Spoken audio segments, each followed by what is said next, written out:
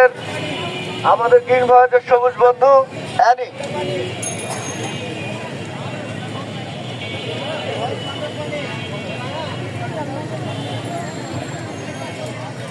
অনেক ধরনের বক্তব্য দিয়েছে, বেশি কথা বলবো না।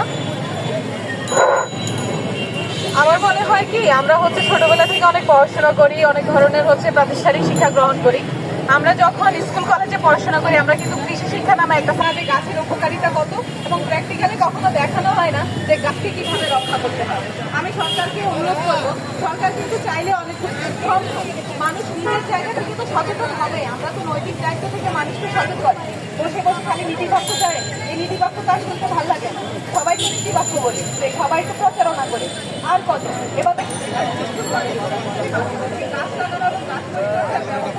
সভা, সেমিনার, আলোচনায় আমরা এই ধরনের পদক্ষেপগুলোই দেখতে চাই, যেগুলো বাস্তবিক অর্থে কাজে লাগবে। ধন্যবাদ সকলকে।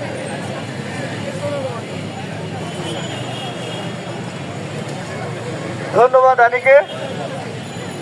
আজকের এই প্রাকৃতিক অক্সিজেন দিবস গ্রিন ভয়েস কর্তৃক ঘোষিত।